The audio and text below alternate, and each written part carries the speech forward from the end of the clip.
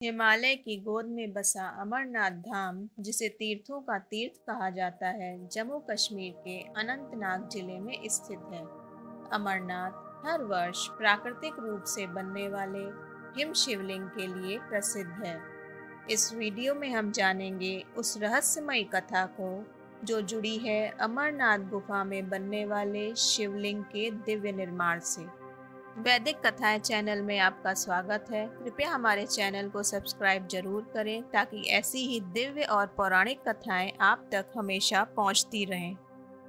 अमरनाथ एक पवित्र गुफा है जिसकी प्रमुख विशेषता बर्फ से प्राकृतिक शिवलिंग का निर्मित होना है, जिसे स्वयंभू हिम शिवलिंग कहा जाता है। हर साल गुफा की छत से टपकती हुई हिम की बूंदों से लगभग 10 फुट लंबा शिवलिंग बनता है, जो चंद्रमा के आकार के साथ घटता बढ़ता रहता है।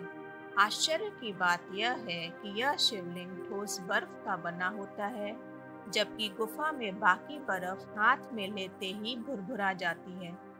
यहाँ हर साल सावन के पवित्र महीने में यानी जुलाई अगस्त में लाखों श्रद्धालु कठिन पहाड़ों, बर्फीली राहों और तेज हवाओं को पार कर पवित्र शिवलिंग के दर्शन के लिए पहुंचते हैं। तो चलिए जानते हैं अमरनाथ गुफा की वह पवित्र और पौराणिक कथा, जहां भगवान शिव ने अमरता का रहस्य प्रकट किया और बना यह स्थान अमरनाथ धाम।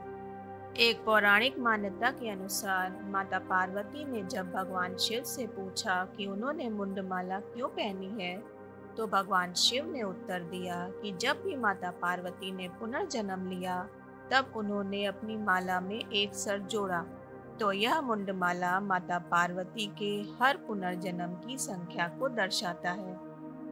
यह सुनकर माता पार्वती हैरान रह गईं और उन्होंने शिव जी से पूछा कि अगर वह मर सकती हैं तो भगवान शिव कैसे अमर हैं।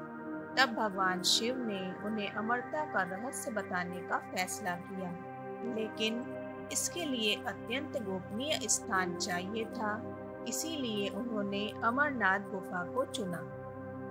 अब सवाल यह था कि अमर कथा सुनाते वक्त कोई अन्य जीव इस कथा को न सुने, इसलिए अमरनाथ गुफा जाते वक्त शिव जी ने इन सभी का त्याग कर दिया।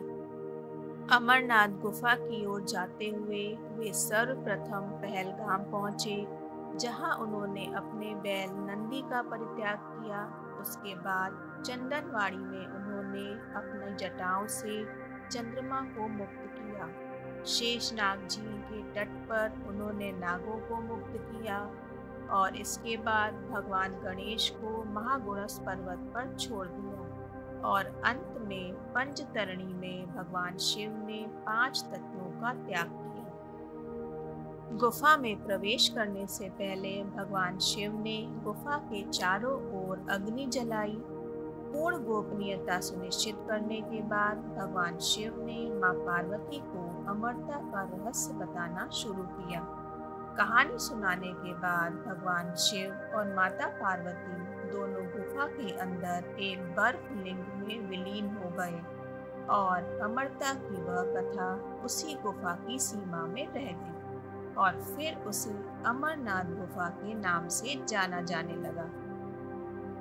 तो यह थी अमरनाथ गुफा की वह दिव्य और अद्भुत कथा, जहाँ भगवान शिव ने अमरता का रहस्य प्रकट किया और इस गुफा को बना दिया अमरत्व का प्रतीक। कुछ अन्य धार्मिक कथाओं के अनुसार जब भगवान शिव माता पार्वती को कथा सुना रहे थे, तो यह कथा 2 कबूतरों ने भी सुन ली।